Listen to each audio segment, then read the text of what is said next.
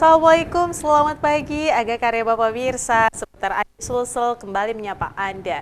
Di edisi kali ini kami telah menyiapkan beragam informasi selama kurang lebih 30 menit ke depan. Berikut 3 informasi di antaranya. Diduga karena saling ejek di media sosial, 2 kelompok mahasiswa di Universitas Fajar terlibat tawuran. Oknum penembak mati pegawai Dishub, seorang oknum polisi, pelaku diduga dibayar 85 juta rupiah. Ratusan pemuda gelar sahur on the road dibubarkan paksa, jembatan bawah busur panik. Selain cuplikan tadi, kami juga akan hadirkan informasi lainnya untuk Anda. Bersama saya, Nana Jamal, inilah seputar Ayu Sulsel selengkapnya.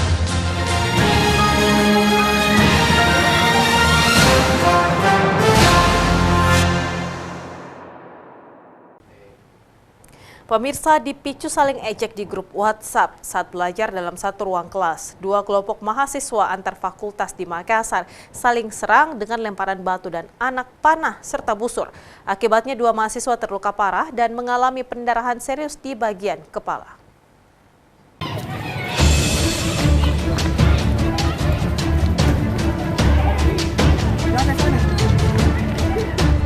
Dua kelompok mahasiswa antar fakultas manajemen dan fakultas teknik terlibat tawuran dengan saling serang menggunakan batu dan anak panah busur di dalam area kampus Universitas Fajar, Jalan Racing Center, Kota Makassar, Sulawesi Selatan. Ratusan mahasiswa dari fakultas teknik yang mengetahui temannya diserang langsung mengejar terduga pelaku hingga tawuran terus berlanjut di halaman basement tempat parkir. Aparat kepolisian gabungan dari tim penikam Polrestabes Makassar dan Polsek Panakukang langsung melerai aksi tawuran dari 2 kubu mahasiswa antar fakultas. Dari hasil penyisiran, petugas mengamankan 1 senjata tajam berupa parang dan beberapa anak panah busur di dalam tas yang ditinggalkan para pelaku. Akibat tawuran tersebut, 2 orang mahasiswa terluka parah setelah mengalami pendarahan serius pada bagian kepala dan seorang lainnya terluka terkena benda tumpul di bagian belakang dan kaki. Tawuran yang melibatkan 2 kelompok mahasiswa antar fakultas manajemen dan fakultas teknik dipicu saling ejek di grup WhatsApp setelah mereka belajar dalam satu ruangan kelas yang sama. Untuk mengantisipasi bentrokan susulan, aparat kepolisian bersenjata lengkap masih bersiaga di dalam area kampus. Pihak kampus pun akan memberlakukan belajar daring sambil menyelesaikan permasalahan antar mahasiswa. Awalnya bercanda-canda di grup WA, namun terbawa-bawa mungkin ditanggapi beberapa temannya. Akhirnya di lapangan ada perselisihan sedikit, namun alhamdulillah tidak sampai jauh, kita bisa atasi. Dari Makassar, Sulawesi Selatan, Yol Yusfin, iNews melaporkan. Pemirsa, Polrestabes Makassar kembali merilis kasus penembakan anggota Dinas Perhubungan Makassar. Dalam rilisnya bertambah 1 tersangka berinisial SU yang merupakan oknum anggota Polri.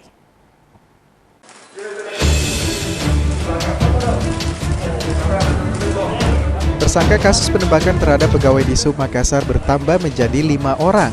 1 tersangka baru berinisial SU yang berperan sebagai eksekutor yang menembak korban Najamuddin Sewang. SU sendiri adalah oknum anggota Polri. Menurut Kapolres Makassar, SU membantu pembunuhan karena hubungan kedekatan satu daerah dengan MIA yang menjadi otak pembunuhan berencana ini. Dia dan tersangka lainnya pun diberikan uang terima kasih atau imbalan sebesar 85 juta rupiah. Selain menghadirkan kelima tersangka, dalam rilis ini juga digelar barang bukti berupa 2 unit sepeda motor yang digunakan korban dan pelaku, 53 butir peluru, 1 senjata api revolver, dan juga pakaian korban. Akan sampaikan bahwa ini merupakan anggota kita, ya, oknum anggota Polri. Namun demikian, perintah pimpinan tidak ada tutup-tutupan. Ya, kita sesuaikan dengan peraturan yang ada, kita akan proses, bahkan akan mendapatkan sanksi yang lebih berat. Ya, di samping hukuman pidana, juga kita akan lakukan proses seperti ini. Akibat perbuatannya, kelima tersangka ini dijerat dengan ancaman hukuman seumur hidup. Dari Makassar, Andi Dery Sunggu, iNews melaporkan.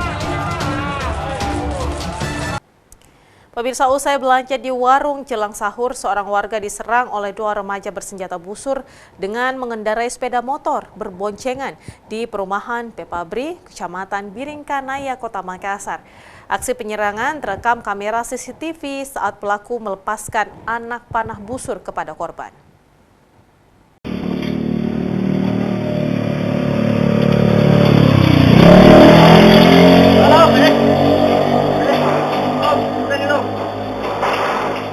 Dari rekaman kamera CCTV yang viral di media sosial, terlihat dua remaja pengendara motor berboncengan tiba-tiba melakukan penyerangan dengan melepaskan anak panah busur kepada salah satu warga perumahan yang tengah berdiri di depan pintu gerbang kawasan perumahan Perpabri, Kecamatan Biringkanaya, Makassar. Korban diketahui bernama Yusuf, merupakan warga perumahan Pepabri. Diduga korban telah diincar oleh kedua pelaku yang sempat membuntuti korban saat tengah pulang usai jajan di warung. Namun saat tiba di depan pintu gerbang perumahan, korban tiba-tiba dipanah menggunakan busur oleh dua pelaku pengendara motor yang melintas di depan korban, kemudian kabur. Akibat aksi penyerangan ini, korban mengalami luka, terkena anak panah di bagian pinggang sebelah kiri. Beruntung anak panah yang tertancap di pinggang korban dapat dilepas. Diketahui aksi penyerangan ini sudah kesekian kalinya terjadi di kawasan perumahan Pepabri, Kecamatan Biringkanaya. Bahkan warga yang resah dengan kejadian ini terpaksa memasang pintu pagar pengaman setinggi 1,5 meter yang terpasang di pintu gerbang perumahan. Namun warga perumahan masih tetap diteror busur pengendara motor. Korban itu Pak? Oh, orang Kebetulan dia mau beli rokok, mau sahur. terus? Itu dia kembali. Karena pintu terkunci, memang dikunci kalau malam ada yang jaga. Tapi mau dibukakan, terlambat. Dia sudah diincar dia. Katanya terekam CCTV Pak? Terekam. Hanya mukanya belum bisa kita identifikasi. Belum diketahui motif penyerangan yang dilakukan oleh dua remaja pengendara motor berboncengan ini, namun warga menduga aksi penyerangan ini buntut dari perkelahian anak muda yang terlibat saling ejek melalui media sosial. Aksi penyerangan ini telah dilaporkan ke Mapolsek Biringkanaya dan warga berharap agar pelaku segera ditangkap. Dari Makassar, Wahyu Ruslan, iNews melaporkan.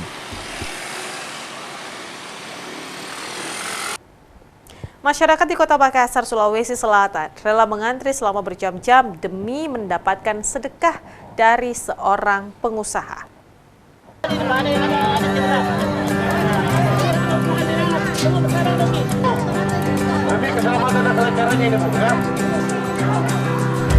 Bulan Ramadan dimanfaatkan pengusaha asal Makassar, Anggoruka, untuk berbagi rejeki dengan membagi-bagikan sedekah kepada warga kurang mampu di kediamannya di Jalan Mairo, Makassar.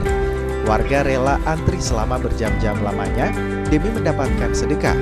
Agar pembagian sedekah berjalan tertib, sejumlah petugas juga melakukan pengamanan, termasuk mengatur jumlah masyarakat yang masuk agar tidak terjadi penumpukan. Bagi masyarakat yang sudah mendapatkan sedekah juga akan diberi tanda di mana jari mereka akan dicelupkan ke dalam sebuah tinta. Dalam pembagian sedekah ini, untuk orang dewasa diberikan Rp50.000, sedangkan untuk anak-anak mendapatkan Rp10.000 hingga Rp20.000. Tradisi bagi-bagi sedekah berupa uang tunai bagi masyarakat kurang mampu ini rutin digelar sejak tahun 2017 lalu di momen Ramadan. Meski begitu, lantaran pandemi COVID-19, pembagian sedekah sempat terhenti sejak 2019 lalu dan baru tahun ini kembali digelar. Selain di Kota Makassar, bagi-bagi sedekah juga akan dilakukan di Kabupaten Bulukumba, Sulawesi Selatan. Hal ini juga sebagai bentuk zakat harta. Ini 50.000 ya. Itu tadi ngantri berapa jam? Ada sekitar 2 jam Pak. 2 jam ngantri. Pekerjaan tukang becak. Tukang becak. Iya. Tanggapannya dengan adanya sedekah ini bagaimana Pak? Iya, alhamdulillah itu cukup di rumah tangga tuh. Iya. Beli beras, sayuran atau ikan. Pak, ini kan baru lagi ada seperti ini. Iya. Kemarin-kemarin tidak ada ya Pak? Iya, kemarin ada. Datang baru kemarin dari Jayapura. Ya, niatnya memang dari Jayapura ya hanya untuk ini saja. Iya. Ya, beliau kembali kepada keluarga untuk membagikan, sekaligus nanti akan di kampung juga mungkin nanti. Oh, berarti selain di Makassar di daerah mana? Selain di Makassar di Setelah di sini Pak ke Bulukumba. Bulukumba Sinjai. insyaallah ya. Sinjai ya, pembagian di sana juga Pak Haji. Iya, sama. Insyaallah. Pak Haji izin publik bertanya-tanya ini sebenarnya Haji ini usahanya apa ini? Pengusaha apa ini? Ini publik Kalau bertanya. kita di sana barang campuran, retail tepatnya. Oh, gitu ya. Ya. Dia semacam supermarket atau kita? Iya. Di Papua Pak ya? Di Jayapura, ibu kotanya Papua di Jayapura. Dari Makassar, Andi Dewi Sungguh, iNews melaporkan.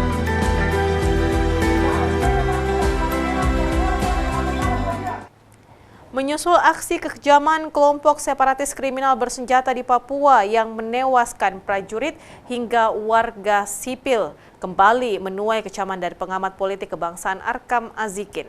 Arkam menilai gerakan pemberontakan kepada negara di Papua harus menurunkan pasukan tempur.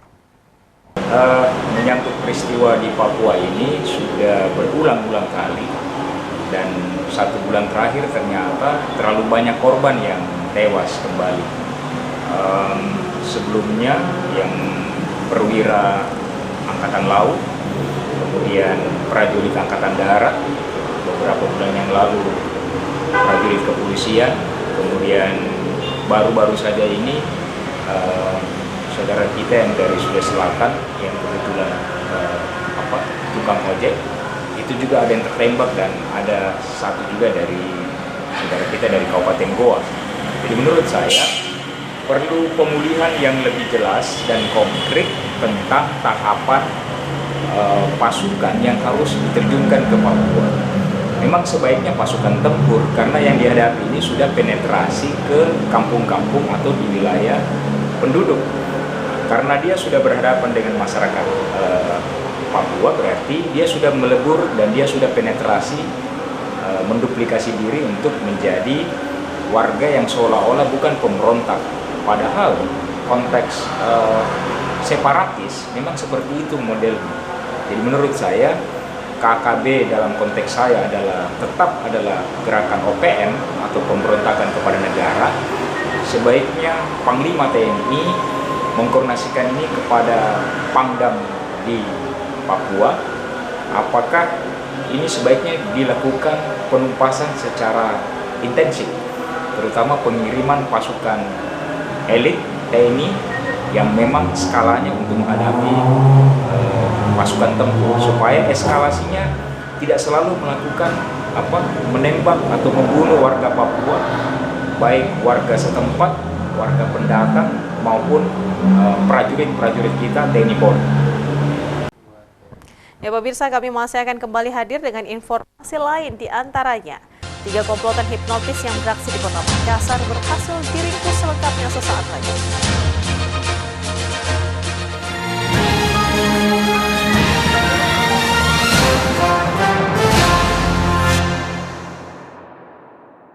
Makassar sebagai pusat pelayanan di kawasan timur Indonesia menjadikannya daya tarik tersendiri untuk investasi properti.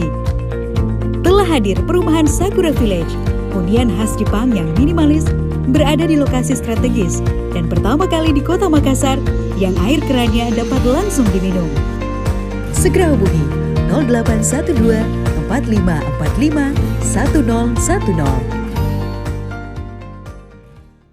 Dan saling berbagi dan bersama untuk hadapi bencana, kelak sambut pagi dan cerah mentari. Makassar sebagai pusat pelayanan di kawasan timur Indonesia menjadikannya daya tarik tersendiri untuk investasi properti. Telah hadir perumahan Sakura Village, hunian khas Jepang yang minimalis, berada di lokasi strategis dan pertama kali di Kota Makassar yang air kerannya dapat langsung diminum. Segera hubungi 0812 4545 1010. Saling menyayangi dan saling berbagi dan bersama untuk hadapi bencana, kelak sambut pagi dan cerah mentari. Makassar sebagai pusat pelayanan di kawasan timur Indonesia menjadikannya daya tarik tersendiri untuk investasi properti. Telah hadir perumahan Sakura Village, hunian khas Jepang yang minimalis, berada di lokasi strategis dan pertama kali di Kota Makassar yang air kerannya dapat langsung diminum. Segera hubungi 0812 4545 1010.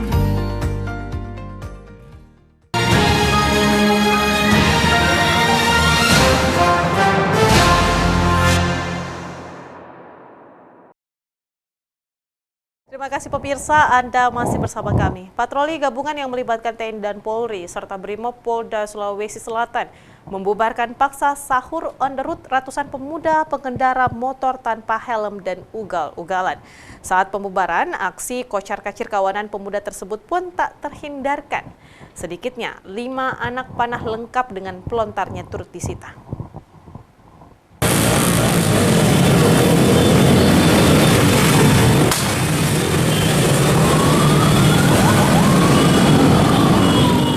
Pembubaran paksa ratusan pemuda yang berkendara motor tanpa helm ini merupakan rombongan sahur on the road terjadi di Jalan Masjid Raya, Kecamatan Bontoala, Kota Makassar. Pembubaran dilakukan oleh patroli gabungan dari aparat keamanan, melibatkan TNI dan Polri, serta Brimob Polda Sulsel. Pengendara motor kocar-kacir hingga terlibat kejar-kejaran dengan petugas gabungan TNI Polri. Bahkan ada beberapa remaja memilih kabur dan meninggalkan sepeda motornya di lokasi kejadian. 1 unit mobil box dan 2 penumpangnya terpaksa diamankan karena kedapatan membawa senjata tajam busur. Diduga mobil box tersebut sengaja dibawa dengan alibi sahur on the road yang mengangkut makanan, namun nyatanya saat ditemukan dalam keadaan kosong. Sementara itu peserta rombongan sahur on the road lainnya diminta untuk kembali ke rumah masing-masing. Pasalnya di Kota Makassar oleh Kepolisian Polrestabes Kota Makassar tidak mengeluarkan izin pelaksanaan sahur on the road. Hal ini dilakukan demi menciptakan situasi keamanan di bulan Ramadan agar warga Kota Makassar yang melaksanakan ibadah puasa berlangsung khusyuk.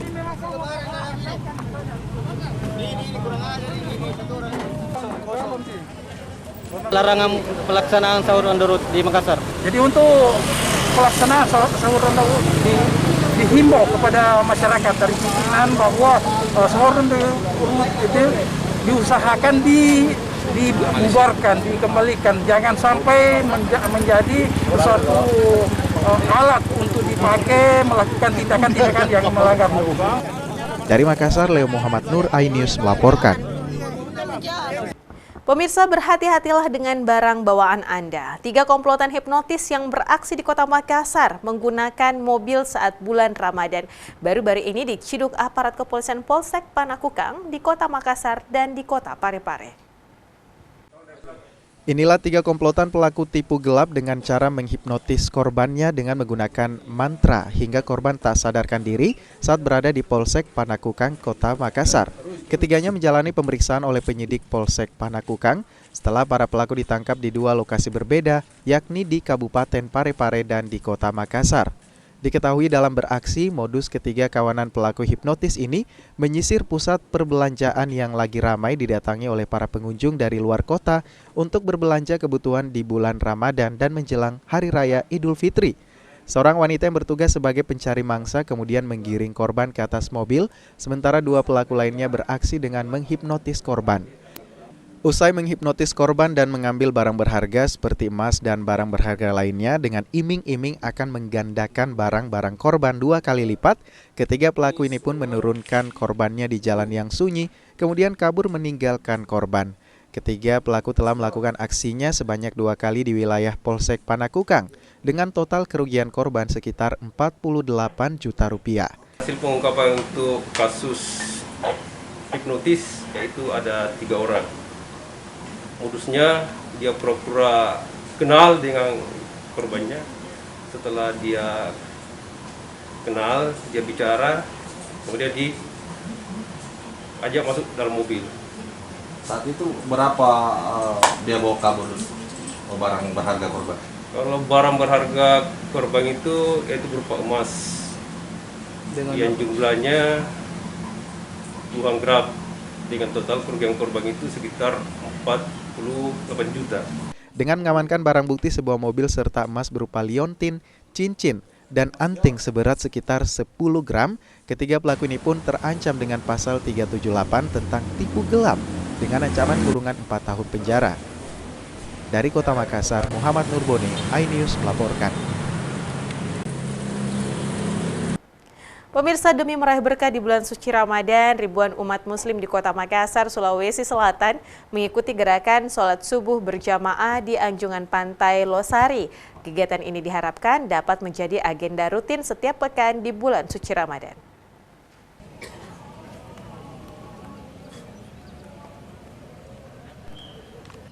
Ribuan umat muslim memadati anjungan Pantai Losari, Kota Makassar mengikuti gerakan sholat subuh berjamaah yang diinisiasi pemerintah Kota Makassar sekali dalam satu pekan selama bulan suci Ramadan.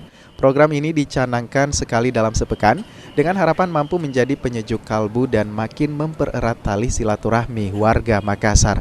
Melalui gerakan sholat subuh berjamaah yang dirangkaikan zikir bersama dan siraman kolbu dari para ulama-ulama ternama di Kota Makassar, gerakan ini diharapkan turut membawa pesan khidmat pada orang tua untuk selalu menjaga anaknya.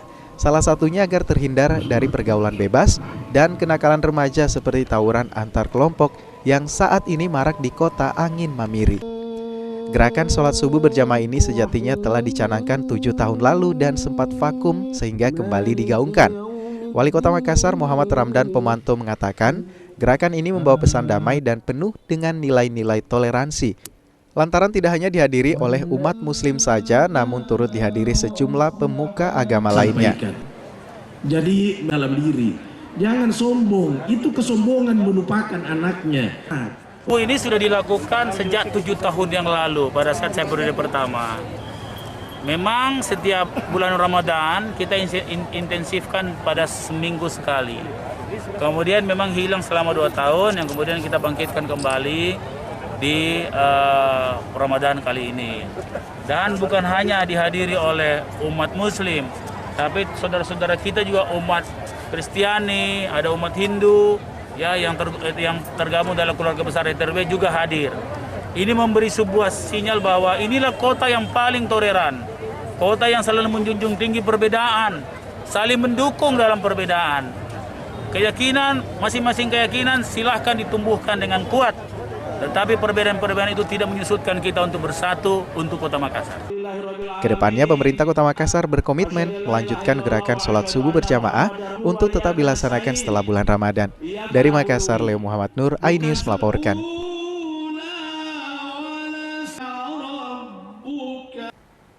Mengantisipasi kelangkaan bahan pokok jelang Lebaran, Kementerian Pertanian melakukan sidak di pasar tradisional di Kota Makassar. Dalam sidaknya, Kementerian menjamin ketersediaan 12 bahan pokok untuk kebutuhan masyarakat jelang Lebaran tetap terpenuhi. Menjelang Hari Raya Idul Fitri tahun 2022, Menteri Pertanian Syahrul Yassin Limpo telah memerintahkan para pejabat eselon 1 dan 2 dibawa ke Mentan untuk melaksanakan pengendalian stok pangan di 34 provinsi di Indonesia. Untuk itu, Mentan SYL telah membentuk tim pengawalan dan monitoring ketersediaan dan harga bahan pangan pokok utama. Pejabat Kementan memantau ketersediaan 12 bahan pokok utama. Kepala Badan Penelitian dan Pengembangan Pertanian Profesor Dr. Fajri Jufri ditugaskan oleh Mentan SYL untuk melakukan pemantauan pasar sebagai tindak lanjut atas pemantauan pasar yang dilakukan oleh Mentan SYL di Makassar beberapa waktu lalu. Dengan didampingi Kepala Karantina Pertanian Makassar, Lutfi Nasir, Kepala Badan Kalit Bangtan melakukan kunjungan kerja ke Pasar Terong dan Pasar Daya. Ketersediaan. Jadi Kementerian Pertanian ini ada arahan Bapak Menteri, kita minta di spot seluruh Indonesia mengecek ketersediaan 12 bahan pokok. Sementara itu, Kepala Karantina Pertanian Makassar yang ditunjuk menjadi penanggung jawab wilayah Sulawesi Selatan mengatakan bahwa masalah distribusi menjadi masalah mengapa ketersediaan pasokan tidak merata. Kami akan mengantisipasi tentunya dengan melakukan pendistribusian yang baik. Kalau stoknya itu 2 kali lipat semua ya dari kebutuhan. Kalau stoknya itu malah lebih, Pak. Iya, lebih. Kita punya stok itu untuk minyak curah itu 17.000 ton. Rupanya 9. Untuk Sulsel, untuk Sulsel. Tahun ini, Pak? Iya. Bulan ini. Oh, bulan ini, Pak. 17 ton.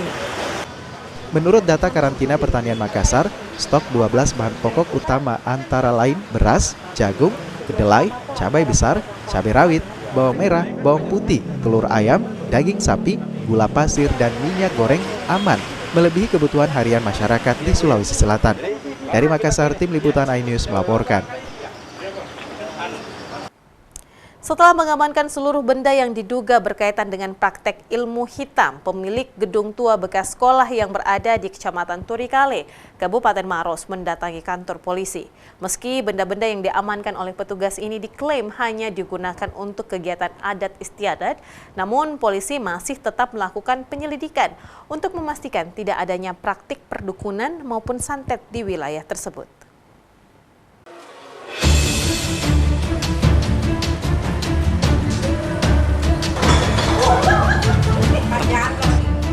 Usai polisi mengamankan seluruh benda-benda yang diduga berkaitan dengan praktek ilmu hitam yang tersimpan rapi di sebuah gedung tua bekas sekolah yang berada di Kelurahan Tarwada, Kecamatan Turikale, Kabupaten Maros, polisi akhirnya mengamankan seluruh benda yang awalnya diduga sebagai alat praktik perdukunan yang sempat digerebek oleh warga beberapa hari lalu.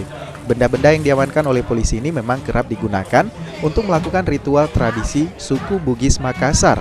Hanya saja saat digerebek, warga menuding jika benda-benda ini telah dipakai untuk praktik ilmu hitam dan santet. Setelah seluruh benda diamankan, pemilik gedung sekolah sekaligus pemilik barang tersebut akhirnya datang ke Mapolsek Turikale untuk memberikan keterangan. Di depan polisi, pemiliknya mengaku jika semua benda yang diduga alat praktik perdukunan ini digunakan untuk keperluan kegiatan adat istiadat. Meski begitu, polisi masih tetap melakukan penyelidikan. Bangsa itu keislaman, tidak ada kegiatan lain. Gitu. Kalau yang foto-foto itu apa Ibu? Foto-foto yang ada adalah foto-foto keluarga saya yang ada di situ. Tidak ada lain. Satupun orang berniaga, orang Kabupaten Maros, tidak ada yang masuk di pintu itu karena memang bukan untuk umum. Itu hanya untuk leluhur saya. Dan saya akan bertanggungjawabkan. Jadi biasanya digunakan sebagai tempat apa Ibu? Tidak ada kegiatan apa-apa, lampu di sana tidak ada, siang malam tidak ada kegiatan apa-apa kecuali kalau mau dibersihkan karena itu diambil itu barang kalau ada acara spiritual. Angka itu sekarang kami selidiki siapa yang menulis di dinding karena di sepanjang lorong itu semua saya lihat ada beberapa angka 8501. Tidak ada kaitannya dengan aktivitas sejauh ini belum bisa kita simpulkan. Tapi dari keterangan pemilik dia juga tidak tahu.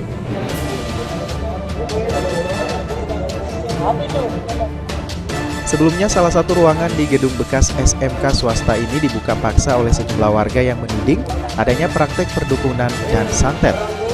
Kecurigaan warga semakin beralasan setelah mereka menemukan puluhan lembar foto yang ternyata diakui oleh pemiliknya adalah foto keluarga mereka sendiri yang sengaja disimpan di tempat itu. Pemilik gedung ini juga berharap agar warga tidak lagi menyebut adanya praktik perdukunan, apalagi santet. Dari Kabupaten Maros, Wahyu Ruslan, iNews melaporkan.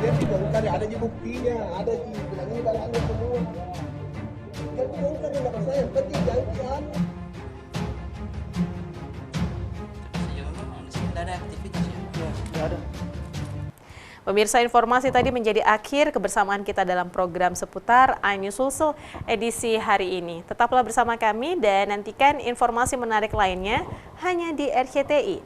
Saya Nana Jamal, jaga selalu kesehatan Anda dengan menerapkan protokol kesehatan. Sampai jumpa, salam kita pada salaman.